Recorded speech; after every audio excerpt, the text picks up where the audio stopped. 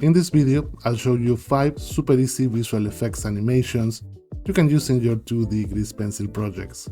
Most of these effects are made using modifiers and the visual effects properties in Blender. We might use Inkscape for some very simple drawing, but nothing fancy, anyone should be able to follow along. We'll start with the easiest effect and gradually move towards more complex ones. If you enjoyed the video, make sure to like and subscribe, and let me know in the comments if you'd like to see more of these effect-based animations. There's a lot of fun procedural stuff we can explore in Blender. And a quick note, if you're interested in learning illustration more seriously, I also have a 13-course Inkscape illustration bundle that complements Blender animation really well. The link is in the description if you want to check it out. Effect 1. Simple Smoke. Let's start with the easiest of the easiest. A simple smoke effect.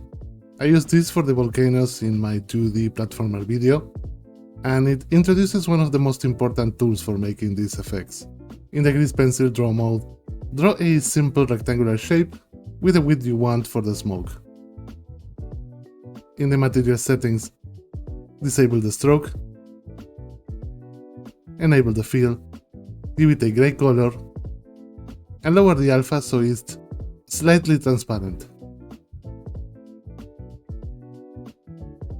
Now go to the Visual Effects tab in the Properties, the little magic wand icon, click Add Effect, and choose Wave Distortion. Visual effects are post-processing effects applied to the entire grease pencil object. Wave distortion in particular is surprisingly versatile. To be able to see it, you need to switch the viewport shading to rendered. For this example, set the orientation to vertical. Amplitude controls how strong the wave is. Period controls how many waves you get. Phase is what you animate to create motion. When animating the phase, chances are you want linear interpolation. In that case, select the keyframes in the dope sheet, press T, and choose linear. And just like that, you have a very simple smoke effect.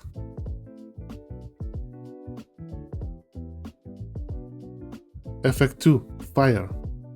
For fire, we can also use the wave distortion. Strokes don't need to be uniform for this effect to work. I use this approach to quickly create the torches in my RPG combat animation video. Start by drawing a fire shape, but make sure the peak points straight upward, not waving around. Add a wave distortion effect and tweak the settings until it looks how you want it.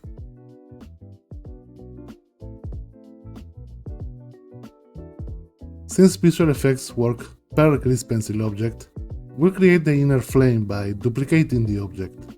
Switch to object mode, duplicate it with Shift-T, scale it down and move it forward in the Y-axis so it's in front.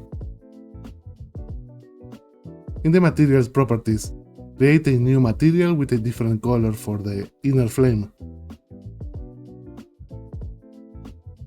When animating it, you may want to offset the face property animation so both flames don't move in perfect sync. As a final touch, you can add a glow effect to the back flame with a reddish color. If you increase the glow size, don't forget to raise the sample count to keep it clean.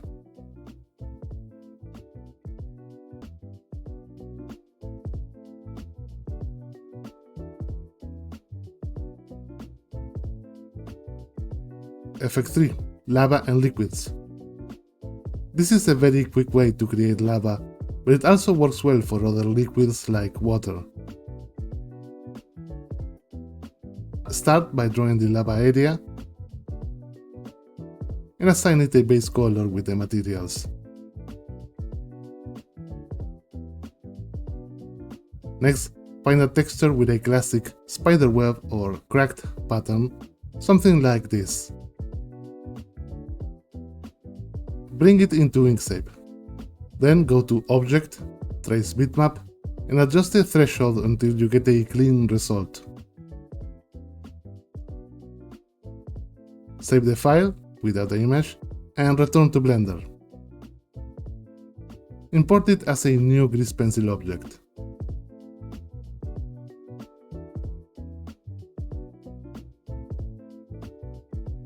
You may need to reset the imported colors by going to Vertex Painting mode, go to Paint, reset vertex colors.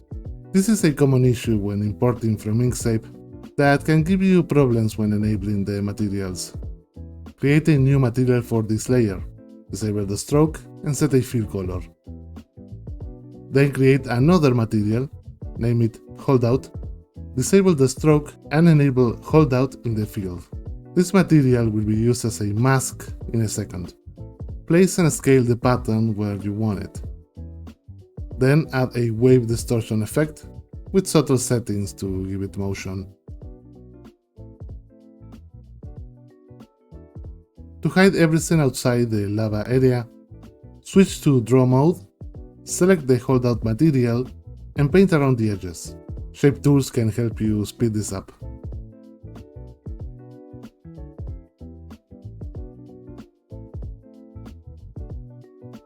You can duplicate this grease pencil object to get more layers of these spiderweb details.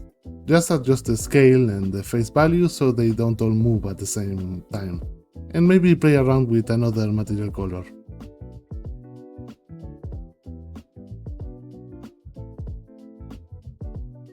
If you are doing lava, you could also use the glow effect to add some extra detail.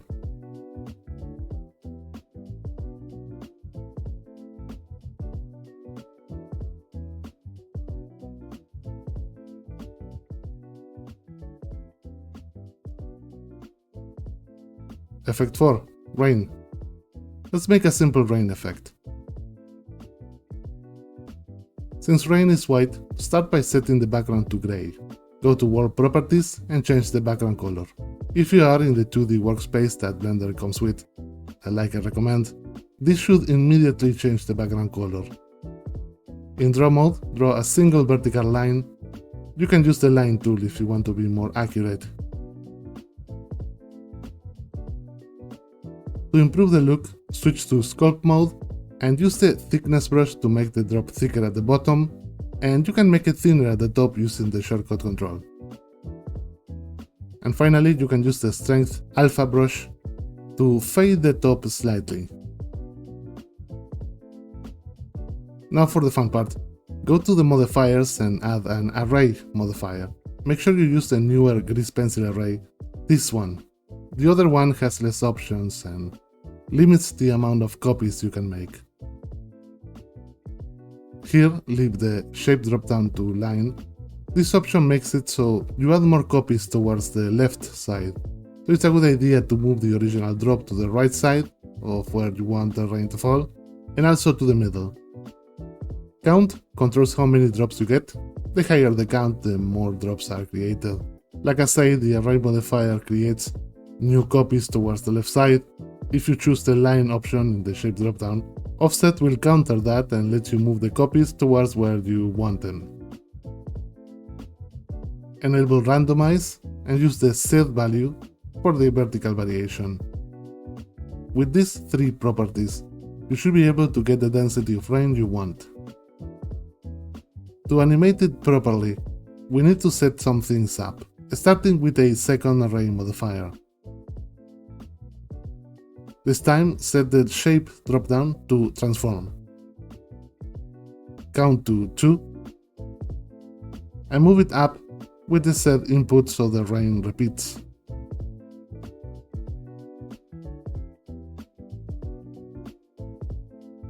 Now to animate it. In object mode, set a keyframe, for example at frame 24. Move the grease pencil object down and create a second frame. Try to line up the original drops with the second array of drops as closely as possible for a clean loop. It helps to have an arbitrary point you can look at. In this case, I'm using the bottom of the screen. And to actually make everything loop, open the graph editor. Select the two keyframes and set the interpolation to linear by selecting them and hitting T. And finally, add a cycles modifier. And that's it. You now have a looping rain effect. There's a lot of things you can do just by messing with the modifier properties and the effects. You could, for example, add a blur modifier for a softer look, or use the array to duplicate them in the y-axis to give the rain more depth. Now it's up to you to experiment. Effect 5. Lighting. The next effect is one I made for my RPG combat animation video. I created it by experimenting with lighting for a wizard's attack, and I'm really satisfied with the results. So rather than going over everything again, I'll leave you a clip where I explain how it was set up. I'll also leave you a link to the full video in the description in case you want to check out the full process. Then comes the lighting itself. This effect took the most experimentation, but it was also one of the most fun to build. I started with a very simple boring lighting shape drawn in Inkscape. After importing it into Blender, I adjusted stroke thickness using sculpt mode, so it looks more natural. Then I added a build modifier so the lighting appears to shoot out of the stuff, followed by a noise modifier to give it movement. It looked okay, but still a bit static, like it was floating there in place. To fix that, I added an envelope modifier and used the skip segments property. By animating it in an erratic way, the lighting breaks into multiple strands and feels much more alive and chaotic.